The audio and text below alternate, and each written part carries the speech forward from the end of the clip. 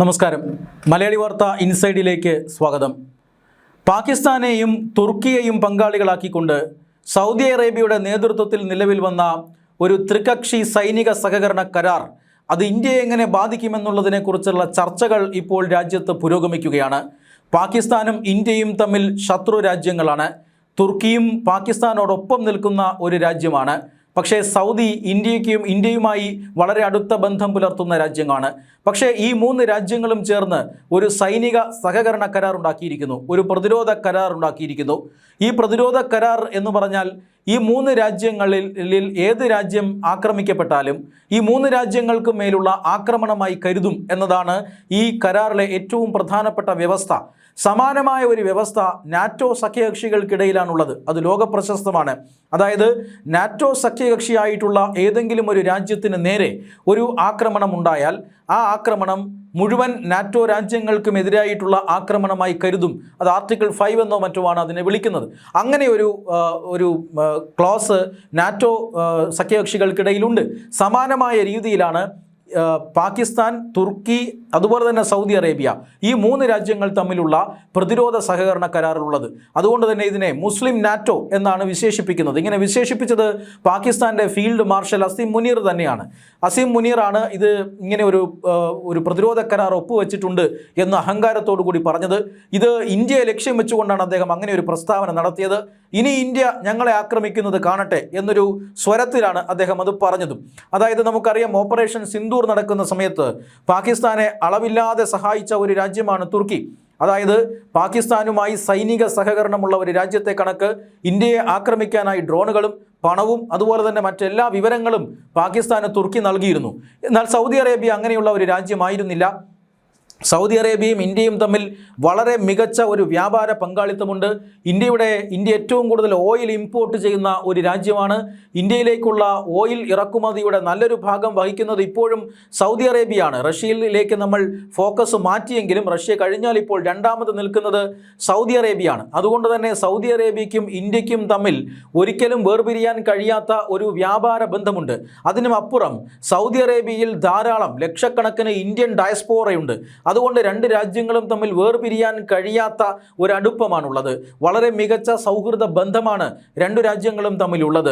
ലക്ഷക്കണക്കിന് ഡോളറിൻ്റെ വ്യാപാരം, അതോടൊപ്പം തന്നെ ഈ പറയുന്നത് പോലെയുള്ള പീപ്പിൾ ടു പീപ്പിൾ കോണ്ടാക്ട്, ജനങ്ങൾ തമ്മിലുള്ള ഒരു സഹകരണം, അതെല്ലാം ഇരു രാജ്യങ്ങളും തമ്മിലുണ്ട്. അങ്ങനെയുള്ള ഒരു രാജ്യം ശത്രുപാളയത്തിലേക്ക് പോയി എന്നതാണ് ഇപ്പോൾ ഇന്ത്യയെ ആശങ്കയാക്കുന്ന കാര്യമെന്നൊക്കെ പലതരത്തിലുള്ള വിശദീകരണങ്ങൾ വരുന്നുണ്ട്. ഇതിൽ ഇന്ത്യ ഭയക്കേണ്ടതുണ്ടോ എന്ന ചോദ്യവും ചർച്ചയാകേണ്ടതുണ്ട്. അത്ര കണ്ട് ഭയം ഇന്ത്യ പ്രകടിപ്പിക്കേണ്ടതില്ല എന്ന് തന്നെയാണ് ഈ രംഗത്തെ പല വിദഗ്ധരും പറയുന്നത്. പക്ഷേ ജാഗ്രത കാണിക്കേണ്ട സാഹചര്യമുണ്ട് എന്നും അവർ പറയുന്നു. ഇതിൽ നമ്മൾ ജാഗ്രതപ്പെടേണ്ട ഏറ്റവും പ്രധാനപ്പെട്ട കാര്യം എന്നത്, എന്തുകൊണ്ട് നമ്മൾ ഈ ഒരു സൈനിക സഹകരണ കരാറിനെ പേടിക്കേണ്ടതില്ല എന്ന് ചോദിച്ചാൽ, ഈ പറയുന്നത് പോലെ ഏതെങ്കിലും ഒരു രാജ്യത്തെ ആക്രമിച്ചാൽ മറ്റ് രണ്ട് രാജ്യങ്ങളും ഈ പറയുന്ന ആക്രമിച്ച രാജ്യത്തിന് മുകളിൽ ചാടി വീഴും എന്നാണല്ലോ ഈ ക്ലോസ് പറയുന്നത്. പാകിസ്ഥാനൊക്കെ വിശ്വസിച്ചിരിക്കുന്നത് അങ്ങനെയാണ്. അതായത് പാകിസ്ഥാന് മേൽ ഇന്ത്യ ആക്രമണം നടത്തി എന്ന് വിചാരിക്കുക. ഓപ്പറേഷൻ സിന്ദൂർ എന്ന മോഡലിൽ പാകിസ്ഥാന് മേൽ ഒരു ആക്രമണം ഇന്ത്യ നടത്തി. അങ്ങനെ ആക്രമിക്കുമ്പോൾ ഉടനെ തുർക്കിയുടെയും സൗദി അറേബ്യയുടെയും യുദ്ധവിമാനങ്ങൾ പറന്നു വന്ന് ഇന്ത്യയിൽ ബോംബിടുമെന്നോ സൗദി അറേബ്യയുടെയും തുർക്കിയുടെയും മിസൈലുകൾ ഇന്ത്യയിലേക്ക് വരുമെന്നോ ഇതിനർത്ഥമില്ല. അതായത് ഇന്ത്യ പാകിസ്ഥാൻ സംഘർഷം ഉണ്ടായാൽ അതിൽ ഇന്ത്യക്കെതിരെ ഇടപെടലുകൾ നടത്തണമോ എന്ന് സൗദി അറേബ്യയ്ക്ക് തീരുമാനിക്കാമെന്നൊരു സാഹചര്യമുണ്ട്. ആക്രമിച്ചേക്കാം എന്നൊരു ഇത് മാത്രമേ ഉള്ളൂ. അതായത് ഇക്കാര്യത്തിൽ ഇടപെടാനും ഇടപെടാതിരിക്കാനും സൗദി അറേബ്യയ്ക്ക് സ്വാതന്ത്ര്യമുണ്ട്. കാരണം സൗദി അറേബ്യയുമായി ഇന്ത്യക്ക് നല്ല ബന്ധമുണ്ട്. ഒരുപക്ഷെ തുർക്കി ആക്രമണത്തിന് വന്നേക്കാം, പക്ഷേ അവിടെയും ചില കോംപ്ലിക്കേഷനുകൾ ഉണ്ട് എന്നുള്ളതാണ് ഏറ്റവും പ്രധാനപ്പെട്ട കാര്യം. എന്തായാലും ഇങ്ങനെ വലിയൊരു ആശങ്ക ഇതിന് നൽകേണ്ടതില്ല. കാരണം ഇന്ത്യ പാകിസ്ഥാൻ ബന്ധമെന്ന് പറയുന്നത് ഇപ്പോൾ അത്യധികം മോശമാണ്. പാകിസ്ഥാൻ ഭീകരതയെ പ്രോത്സാഹിപ്പിക്കുന്ന രാജ്യമാണ്. ഇന്ത്യക്കെതിരെ ഭീകരവാദ പ്രവർത്തനം നടത്തിയില്ലെങ്കിൽ ഉറക്കം വരാത്ത രാജ്യമാണ്. കഴിഞ്ഞ കുറേ നാളുകളായി പാകിസ്ഥാൻ ഉറക്കമില്ലാത്ത രാവുകളാണ്. കാരണം ഇന്ത്യക്കെതിരായിട്ടുള്ള ഭീകര പ്രവർത്തനങ്ങളൊന്നും വിജയിക്കുന്നില്ല. അങ്ങനെ ഇന്ത്യക്കെതിരായിട്ടുള്ള ഏതെങ്കിലും തരത്തിലുള്ള ഭീകര പ്രവർത്തനങ്ങൾ പാകിസ്ഥാൻ്റെ നേതൃത്വത്തിൽ നടന്നാൽ ഇന്ത്യ അതിന് ശക്തമായ തിരിച്ചടി പാകിസ്ഥാന് നൽകുമെന്ന് പ്രഖ്യാപിച്ചിരിക്കുകയാണ്. അതുകൊണ്ട് തന്നെ അങ്ങനെ ഒരു തിരിച്ചടി തങ്ങൾക്കുണ്ടാകരുത്. അങ്ങനെ ഒരു തിരിച്ചടി വന്നാൽ ഇപ്പോൾ ഇന്ത്യ ഇന്ത്യയെ സംബന്ധിച്ചിടത്തോളം അല്ലെങ്കിൽ ഇപ്പോൾ പാകിസ്ഥാനെ സംബന്ധിച്ചിടത്തോളം വിലയിരുത്തുന്നത് ഇന്ത്യ പാകിസ്ഥാനിൽ കയറിയെടുത്ത് അടിച്ചു കഴിഞ്ഞാൽ ഒരു രാജ്യവും ചോദിക്കാനില്ല എന്നുള്ള സ്ഥിതിവിശേഷം ഇപ്പോഴുണ്ട്. എന്നാൽ അത് മാറി ആരെങ്കിലുമൊക്കെ ചോദിക്കാൻ വരണം.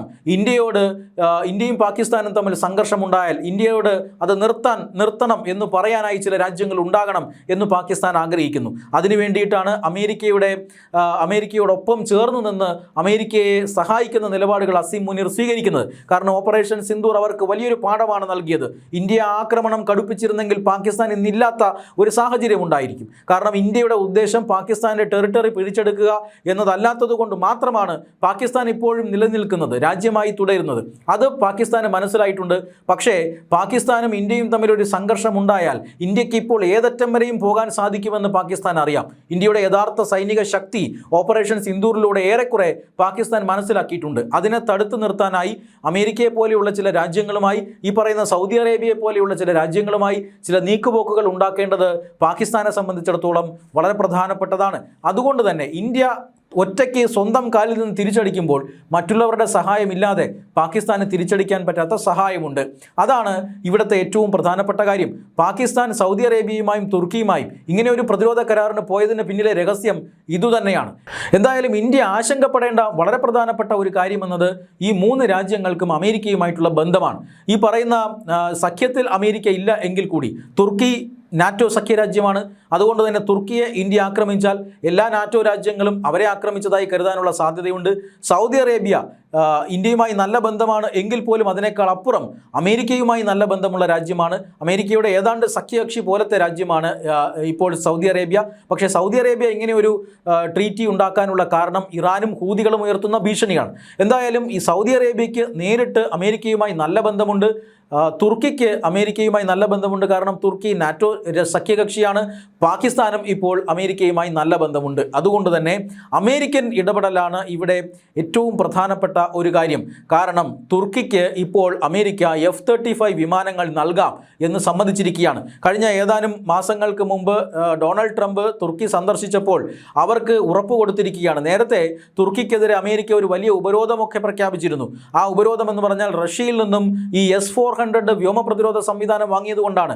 നാറ്റോ സഖ്യകക്ഷിയായി ഇരുന്നു കൊണ്ട് നാറ്റോയുടെ ഏറ്റവും പ്രധാനപ്പെട്ട ശത്രു രാജ്യമായ റഷ്യയുടെ വ്യോമ പ്രതിരോധ സംവിധാനം എന്തിനു വാങ്ങിയെന്ന ചോദ്യമാണ് അമേരിക്ക ഈ തുർക്കിയോട് ചോദിച്ചത്. അതിൽ തുർക്കി പെട്ടുപോയി. വാങ്ങിയെങ്കിലും ഇത് ഉപയോഗിക്കാൻ സാധിക്കാതെ ഈ S-400 ഒരു മൂലയ്ക്ക് ഇരുത്തുകയാണ് തുർക്കി ചെയ്തത്. മാത്രമല്ല അതുകൊണ്ട് തന്നെ വലിയ ഉപരോധം ഇപ്പോൾ നേരത്തെ അമേരിക്ക ഏർപ്പെടുത്തിയിരുന്നു. ഇത് ഉപയോഗിക്കാതെ S-400 സേനയ്ക്ക് കൊടുക്കാതെയാണ് ഈ ഉപരോധത്തെ തുർക്കി മറികടന്നത്. ഏറ്റവും ഒടുവിലായി ട്രംപിനോട് ഈ കാര്യങ്ങളെല്ലാം വിശദീകരിച്ചു. ഞങ്ങൾ S-400 ഉപയോഗിക്കുന്നില്ല, വാങ്ങിയതൊക്കെ ശരിയാണ്, ഉപയോഗിക്കുന്നില്ല, എങ്ങനെയെങ്കിലും ഈ ഉപരോധം ഒന്ന് മാറ്റണം എന്നൊക്കെ ട്രംപിനോട് ആവശ്യപ്പെടുന്നു. ട്രംപ് അതിൽ മനസ്സലിഞ്ഞുകൊണ്ട് ശരി F-35 വിമാനങ്ങൾ നിങ്ങൾക്ക് തരാമെന്ന് പറഞ്ഞിരിക്കുന്നു. അത് വളരെ അപകടകരമായ ഒരു സാഹചര്യം ഉണ്ടാക്കും.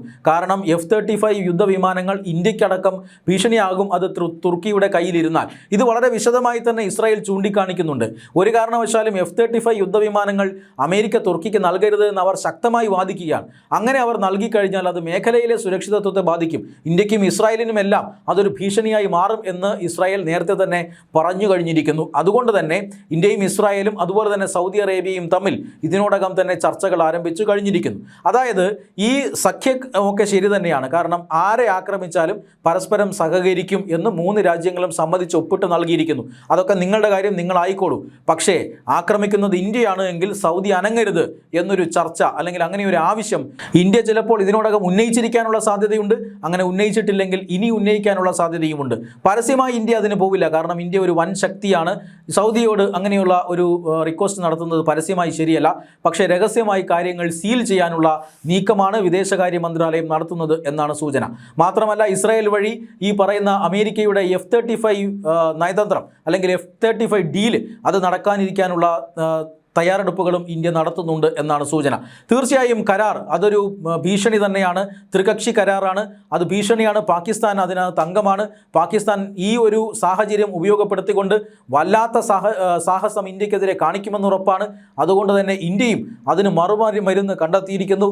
മറ്റു മാർഗങ്ങളിലൂടെ അമേരിക്കയെയും സൗദി അറേബ്യയും ഇസ്രായേലിനെയും എല്ലാം തടയാനുള്ള പല പ്രവർത്തനങ്ങളും ഇന്ത്യ ഇതിനോടകം തന്നെ നടത്തി കഴിഞ്ഞിരിക്കുന്നു. മാത്രമല്ല ആയുധങ്ങൾ കൊണ്ട് ഏറ്റുമുട്ടാനാണെങ്കിൽ ഇന്ത്യയും ഒരുക്കമാണ്. നീക്കമാണ് എന്ന് തന്നെയാണ് ഇന്ത്യ നേരത്തെ പല രാജ്യങ്ങളോടും പറഞ്ഞിട്ടുള്ളത്. ഇനിയിപ്പോൾ ഇന്ത്യ ലോകത്തിലെ ഒരു വൻകിട ശക്തിക്ക് മുന്നിലും വഴങ്ങുന്ന പ്രശ്നമില്ല, ആയുധം കാട്ടി ഇന്ത്യയെ ഭയപ്പെടുത്താൻ കഴിയില്ല എന്നിപ്പോൾ ഓപ്പറേഷൻ സിന്ദൂറിലൂടെ എല്ലാ രാജ്യങ്ങൾക്കും ബോധ്യപ്പെട്ടിരിക്കുന്നു. അതുകൊണ്ട് ഈ കരാർ പാകിസ്ഥാൻ്റെ ഒരു സമാധാനത്തിന് മാത്രമാണ്.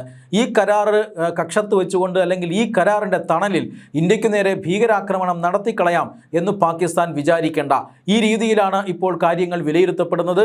കരാറിനെതിരെ അതിശക്തമായ മറുമരുന്ന് ഇന്ത്യ ഗവൺമെൻറ് ഇതിനോടകം തന്നെ തയ്യാറാക്കി കഴിഞ്ഞുവെന്നും സൂചനയുണ്ട്.